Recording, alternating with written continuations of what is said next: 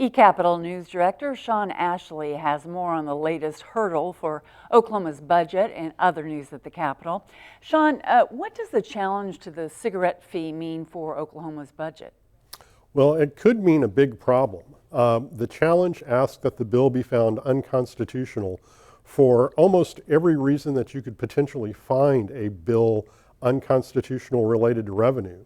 That being that rather than starting in the House, it started in the Senate, that it was passed during the final 5 days, and that it did not receive the 3/4 vote necessary for a tax increase.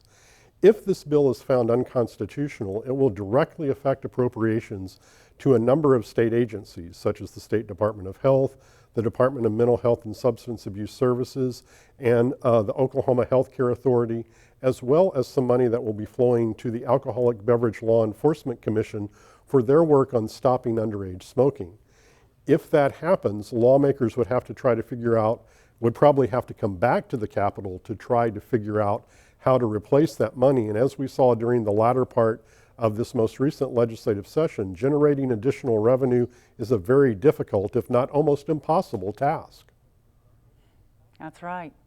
The state treasurer's office seems a little more optimistic about Oklahoma's economy this week. Does that mean the state's rainy day fund will be restored to health once again? Well, we'll have to wait at least another week or so to see exactly how much money gets put back in the rainy day fund. Treasurer Ken Miller reported this week that total collections for the month of May were up more than 9%. That is the fourth of the last 5 months that we've seen growth in total collections. Those monies then have to be apportioned or split up into the various funds that they go into, and usually an improvement in total or gross revenue receipts indicates that we will see some growth in general revenue fund collections. Of course, in terms of paying back the rainy day fund, that fund has to be paid back by the end of the fiscal year. And if necessary, that could mean that state agency budget allocations on a monthly basis would be reduced to help make that money available.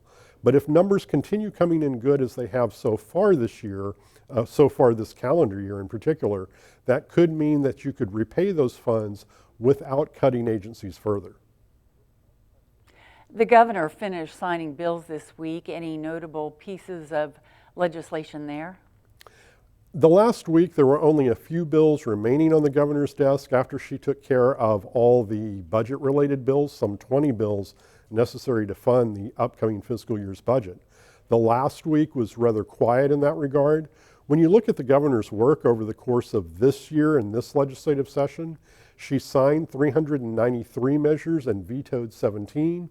That's more or less in keeping with the average since she was first elected and since her first legislative session in 2011. On one hand, numerically, it was a rather dull year. Of course, that was overshadowed by the budget negotiations throughout the legislative session and particularly at the end. Okay, Sean Ashley with eCapitol. Thanks for being here. You're very welcome.